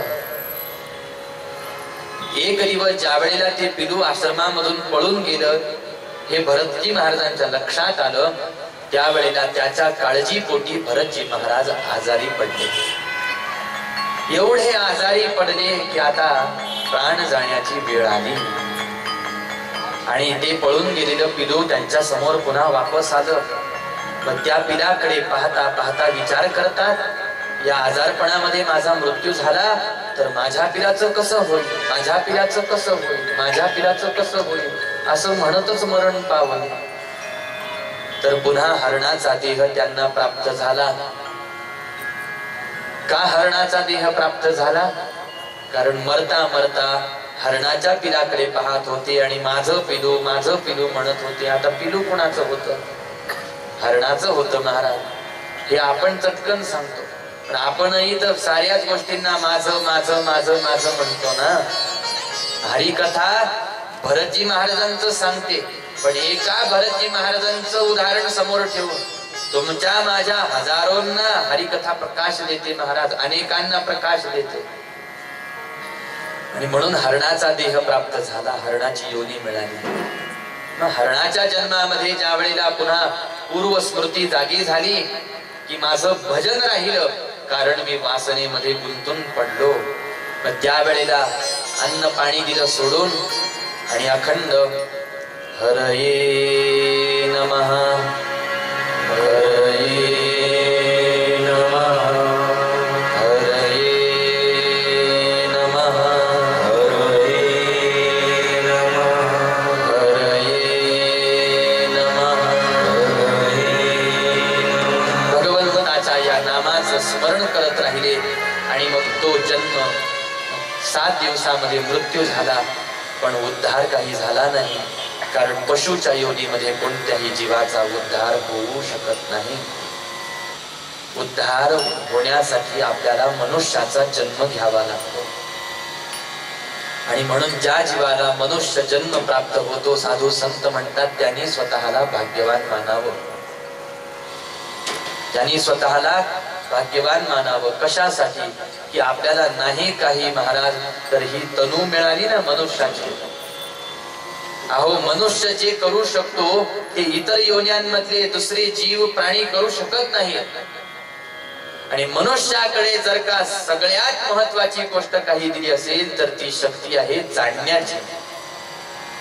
अनेक गोष्टी जाणता जाणता जाणता जाणता जाणता मनुष्याला परमतत्व सुद्धा मनुष्य जाणू शकतो, एवढी शक्ती माणसामध्ये आहे.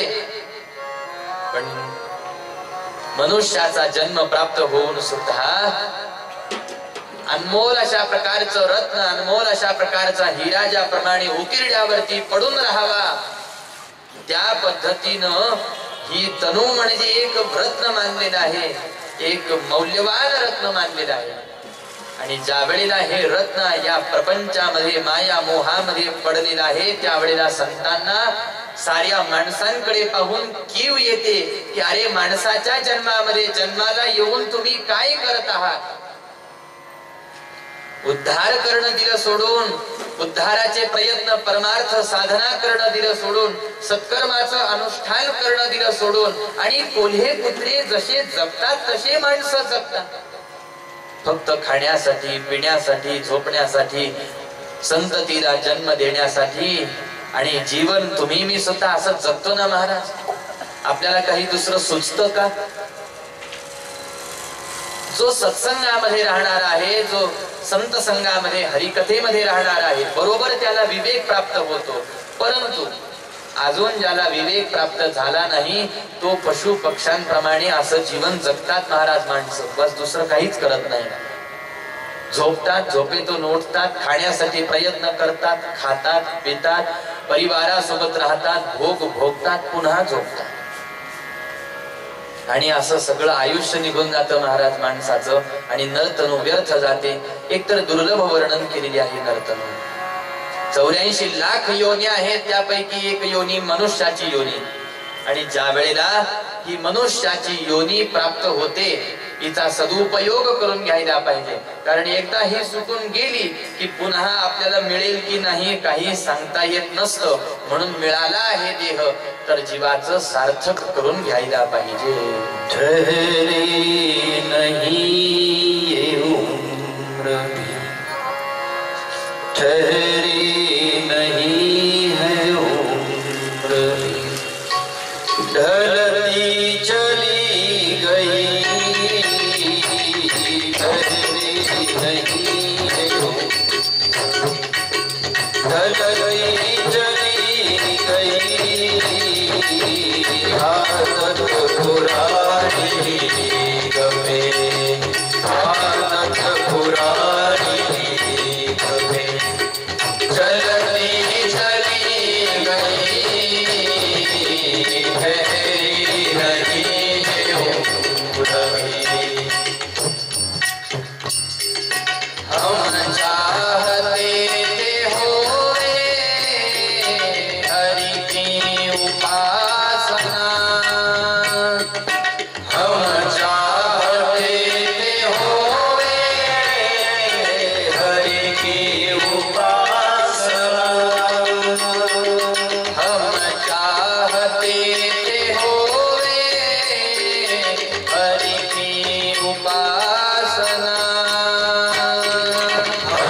चाहते थे होवे हरि की उपासना दिन रात मगर वासना दिन रात मगर वासना चलती चली गई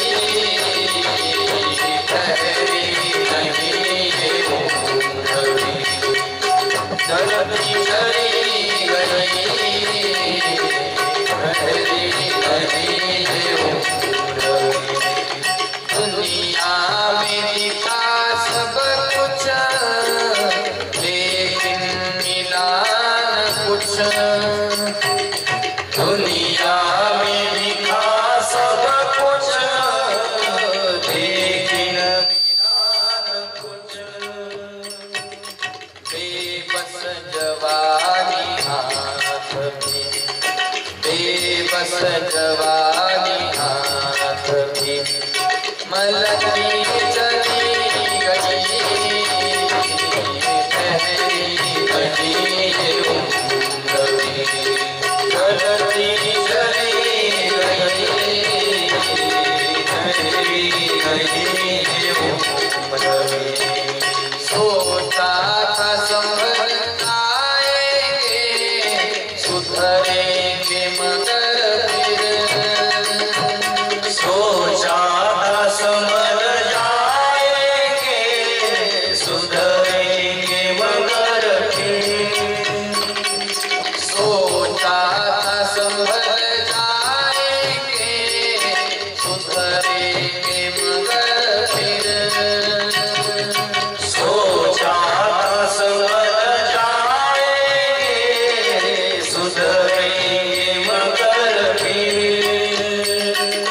गलती पे गलती होती गलती पे गलती होती गलती चली गई ठहरी नहीं है ऊँघवी गलती चली गई ठहरी नहीं है ऊँघवी राजेश श्री राम की इन पर हुई कृपा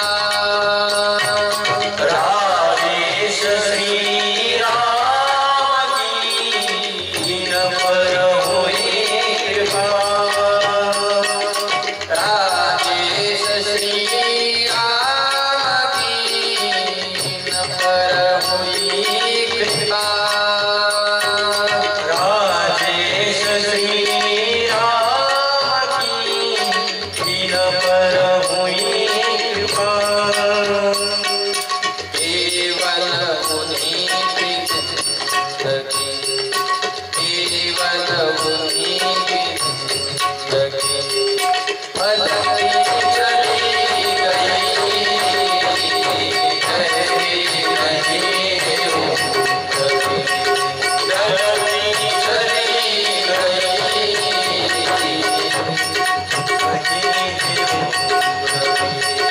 चलती चली गई आदत पुरानी कभी चलती चली गई ठहरी नहीं है ऊँघवी ठहरी नहीं है ऊँघवी ठहरी नहीं है ऊँघवी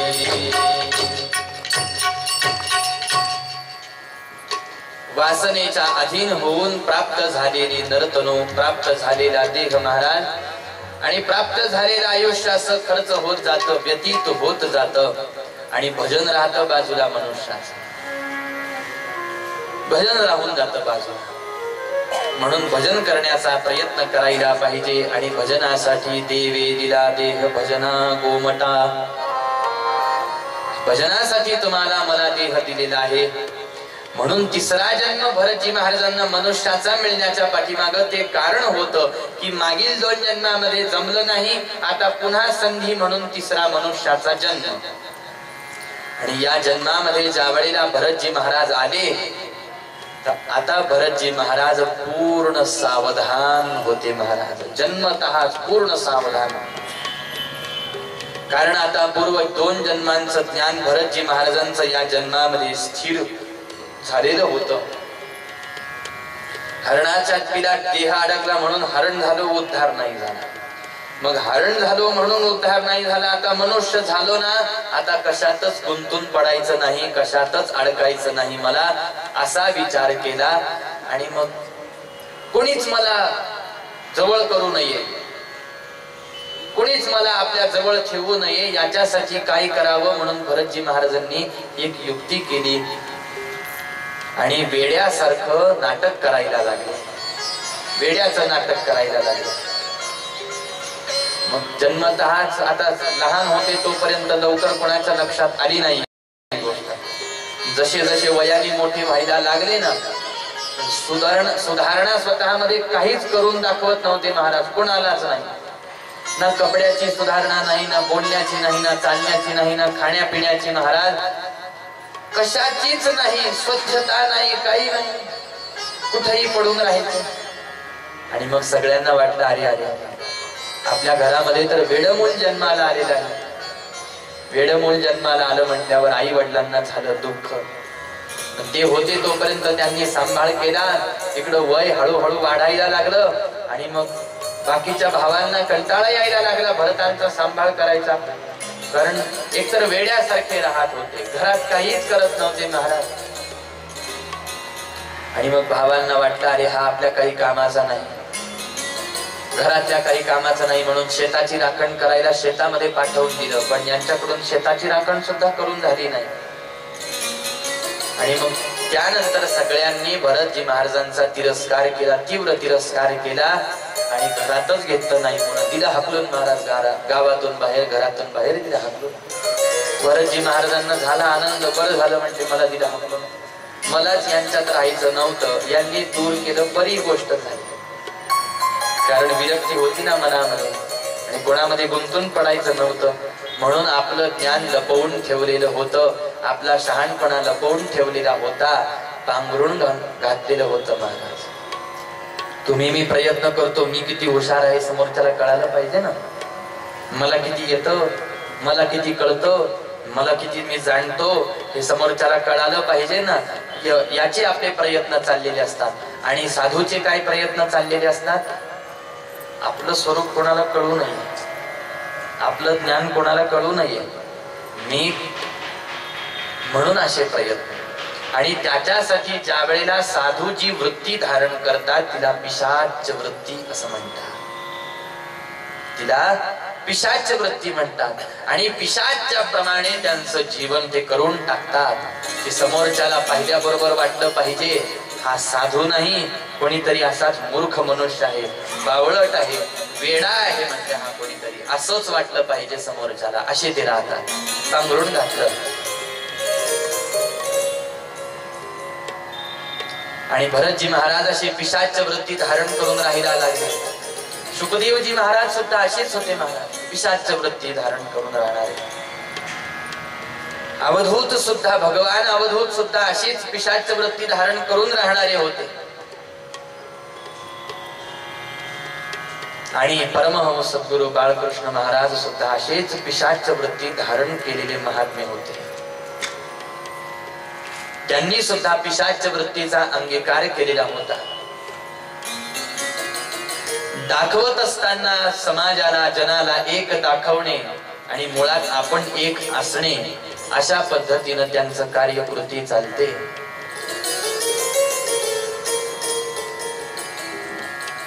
त्यांच्या संबंधामध्ये वर्णन करताना वर्णन येतं, पिशाच्या परी वृत्ती दावी जनाला, परी नंतरी ज्ञान भानो उदिला, जयाची लीला नकळेची कोणा, नमस्कार माझा बाळकृष्ण प्रभूला. जयाची लीला नकळेची कोणा, ती कोणालाच कळू शकत नाही महाराज. कृपा ज्याच्यावरती झाली त्याला ते कळतं. आता भरतांची कृपा कोणावरती होते ती येईल आपल्याला पुढं. तशी गुरु महाराज पिशाच वरती धारण करून राहत होते इथंच शहरामध्ये. एकतर कोणाशी बोलत नव्हते, बोलले तरी काय बोलतात ते कळत नव्हतं. बरं बोलले तरी चांगलं बोलतात असं नाही.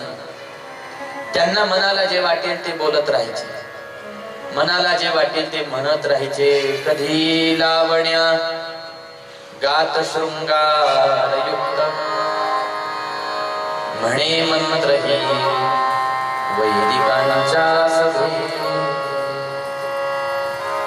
दुसऱ्या बाजूला एखाद्याने यांना लावणी म्हणताना पाहिलं, शिव्या शाप देताना पाहिलं, तर दुसऱ्या बाजूला वेदांचा घोष करताना, मग तो ऋग्वेद असो, सामवेद असो, यजुर्वेद असो, अथर्ववेद असो, महाराज गायन करताना भक्तांनी पाहिलं.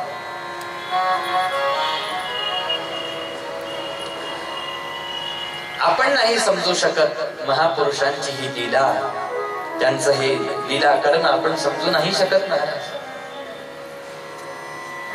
कारण बाह्यांग पाहिल्यानंतर ते एक दिसतात आणि अंतःकरणामधून तर ते मात्र भिन्न असतात.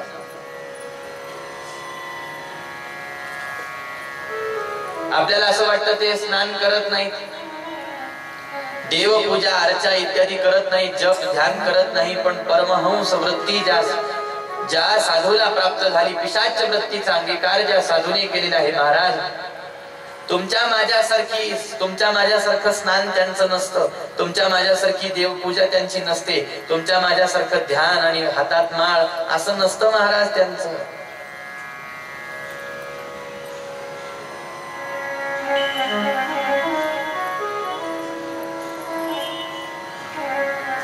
आणि तुम्ही मी जशी एकमेकांचा परिवार आहे आपला, ही माझी आई, माझे वडील, माझा भाऊ, माझी बहीण असं सांगतो महाराज, तसंही त्यांचं काही नसतं आणि ते कोणाला सांगतही नाही. मग ते त्यांचं राहण्याचं ठिकाण एक नव्हतं, त्यांचं बसण्याचं ठिकाण एक नव्हतं. कधी कुठं तर कधी कुठं बसलेले असायचे, कधी काय खायचे, कधी काय खायचे, कधी खायचे, कधी झोपायचे कोणालाच कळत नव्हतं. अहो दिवसभर तर फिरतच राहायचे महाराज, पण रात्रीच्या वेळेला सगळं शहर ज्या वेळेला झोपी जायचं त्यावेळेला महाराज एकटेच शहरामधून फिरायचे रात्रीला. आणि फिरत असताना नुसते मोठ्याने ओरडायचे महाराज, आणि ओरडत असताना एकच वाक्य बोललं जायचं महाराजांच्या मुखामधून, आणि त्या वाक्यातून एकच बोध दान करायचे, अरे काय झोपून राहिला, भजन करा, भजन भगवंताचं. म्हणजे दिवसभर फिरणं चाललेलं असायचं. आणि रात्री सुद्धा अनेकांनी महाराजांना फिरताना पाहिलं, कधी शेजावरती पवडलेले आहेत, झोपलेले आहेत, त्यांना झोप लागली असं नाहीच. कुठलंही पाणी पितील, कुठलंही अन्न सेवन करतील जर करावं वाटलं तर. आणि मग पूजा ध्यान कधी करत होते, यांना आपण साधू म्हणतो, संत म्हणतो, मग पूजा ध्यान कधी करत होते वर्णन येतं. अशा पिशाच वृत्ती धारण केलेल्या साधूसाठी आत्मा त्वं गिरिजापती सहचरा प्राणा शरीरं गृहं पूजान्ते विषयोपभोग रचना निद्रा समाधि स्थितिः संचार पदयो प्रदर्शन विधि स्तोत्राणि सर्वा गिरौ यद्यद्यद् कर्म करोति तदखिलं शंभो तवारा. महाराजांचे सद्गुरु प्रत्यक्ष सांब सदाशिव आहे महाराज. प्रत्यक्ष भोलेनाथांचा अनुभव महाराजांना मिळाला, आणि म्हणून ज्या वेळेला पूजा ध्यान इत्यादींचा विचार आला त्यावेळेला हे स्पष्टीकरण साधू विषयी झालं. आत्मा त्वं गिरिजापती सहचरा प्राणा शरीरं गृहं.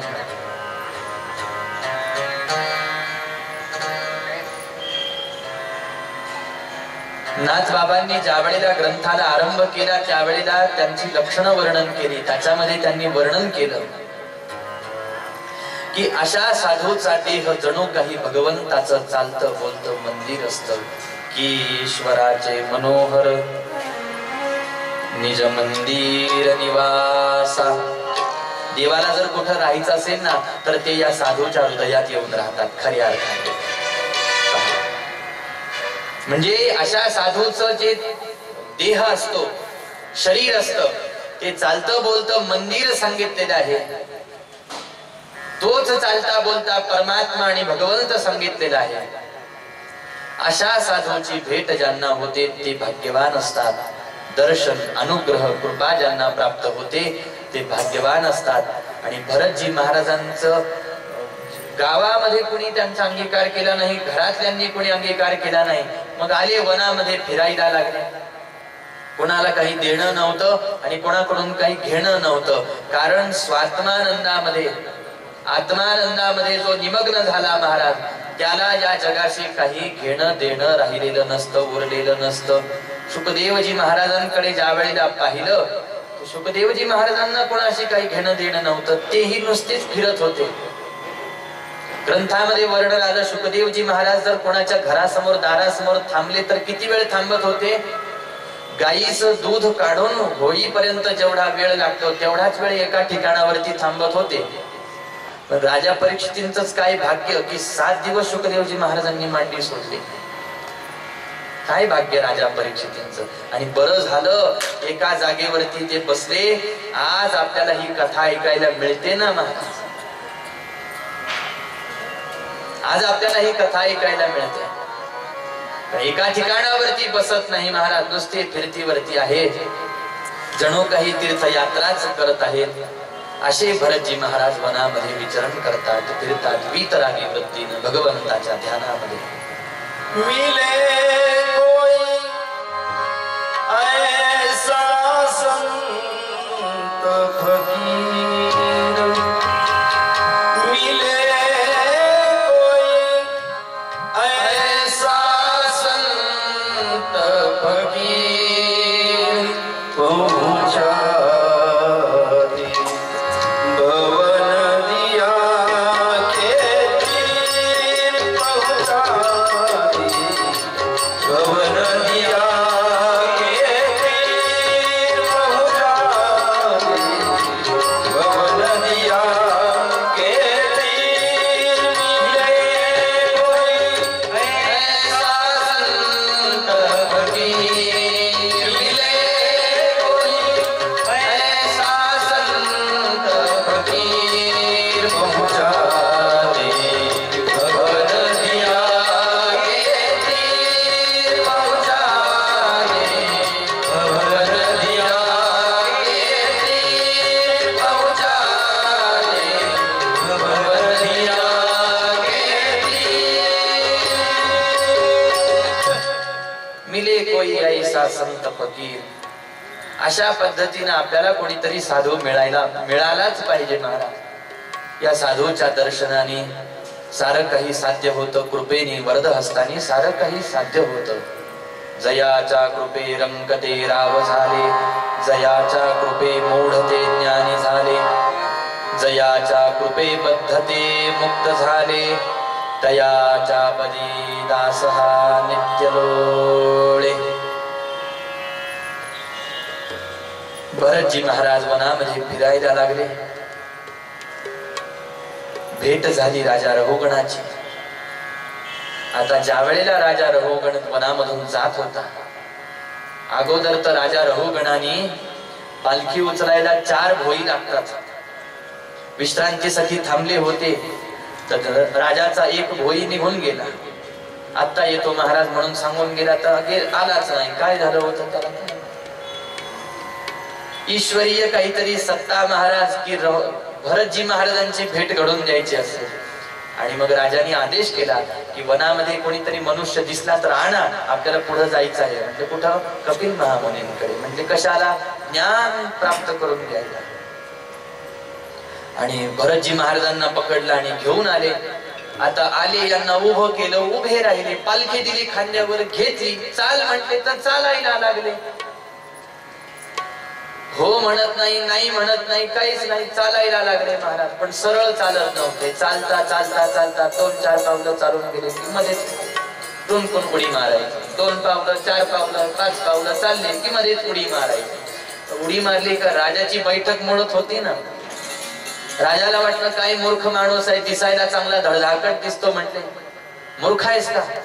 अरे राजा, मी रहुगण राजा बसलेलो आहे, माझी पालखी खांद्यावर घेतलेली आहे, नीट चालता येत नाही का तुला? दिसायला तर चांगला दिसतोस ना, तब्येत धडधाकट दिसते, धड चालता येत नाही तुला, काही अडचण आहे? चालत राहिलं. सुखदेवजी महाराज म्हणतात उडी का बर मारत होते? म्हटले पायाखाली किडे मुंग्या येत होते ना, त्यांच्यावरती पाय पडू नये म्हणून. मग एवढी काळजी बाळगा, एवढी काळजी. आणि तुम्ही मी तर डासांना मारायला बॅटच घेऊन बसलेलो असतो. मला तेवढी फक्त ती क्रिकेटची बॅट माहिती होती, कारण खेळलो आहे म्हणून. त्याच्याने बॉल मारला जातो एवढं माहित होतं, पण नंतर नंतर कळायला लागलं ही एक बॅट आहे, छोटे छोटे डास मार. म्हणजे आपण शोधातच असतो, कधी दिसतो का, कुठं दिसतो का, दिसला की मार, दिसला की मार. आणि त्यांना दिसून सुद्धा, अंगावर बसून सुद्धा जीवाची हत्या कधी साधूकडून होत नाही महाराज. संतांकडून निष्पाप जीवाची हत्या कधी होत नाही. आणि म्हणून त्यांच्या रक्षणासाठी ते बसले अशा पद्धतीनं लीला करत होते. रहुगणाच्या नाही लक्षात आलं. बराच वेळ प्रवास झाला, त्यावेळेला रहुगणाला काय विवेक बुद्धी जागी झाली आणि लक्षात आलं की हे सामान्य मनुष्य नाहीत. आणि तशीच उडी मारली पालखीतून खाली आणि लोटांगण घातलं. महाराज मिठी घातली चरणाला. गुरु महाराज क्षमा करा मला, मी माझं ओझं तुमच्या खांद्यावरती दिलं, सामान्य मनुष्य म्हणून मी तुमच्याकडे पाहिलं. गुरु महाराज क्षमा करा मला. इतर भोयांनी पालखी बाजूला घेऊन टाकली आणि आज जन्मल्यापासून भरतजी महाराज पहिल्यांदा बोलले, तेही ज्ञानपर भाषेमध्ये, ते राजा रहुगणासोबत. आणि राजा रहुगणाने अनेक प्रश्न भरतजी महाराजांना विचारले आणि त्या प्रश्नांची सविस्तर उत्तर दान केली भरतजी महाराजांनी. आणि राजा रहुगणाला वापस नगराकडे पाठवून दिलं, ज्ञानी करून पाठवून दिलं. पुन्हा वनामध्ये फिरायला लागले आणि फिरता फिरता फिरता फिरता मग एक दिवस हा तिसरा जन्म ही प्रारब्ध योगानुसार भरतजी महाराजांचा देह पडला. आणि तिसऱ्या जन्मामध्ये भरतजी महाराजांचा उद्धार झाला. परंतु तुम्हाला मला सांगतात, राजा भरतांचा जरी तिसऱ्या जन्मामध्ये उद्धार झाला तरी तुमचा माझा हा जन्म आपल्याला मिळालेला आहे. पुढचा जन्म मनुष्याचा मिळेल याची वाट पाहू नये. आताच आपण ताबडतोब वासनेवरती ताबा मिळवून परमार्थ साधनेला लागावं. पण वासना एवढी भयंकर आहे, आपण कितीही तिला ताब्यामध्ये घेण्याचा प्रयत्न करावा, येत नसते. म्हणून महाराज मला एखादं सोपं साधन सांगा ना. एखादं असं सोपं साधन आहे का? साऱ्या साऱ्या साऱ्या साऱ्या त्रासांवरती जसं एकमेव औषध असतं, तसा एखादा तोडगा, एखादं साधन मला सांगा म्हटले. त्यावेळेला सुखदेवजी महाराजांना भगवंताच्या नामाचं स्मरण झालं आणि नामाचं महात्म्य गायला सुखदेवजी महाराजांनी सुरुवात केली. ते नामाचं महात्म्य आपण श्रवण करू.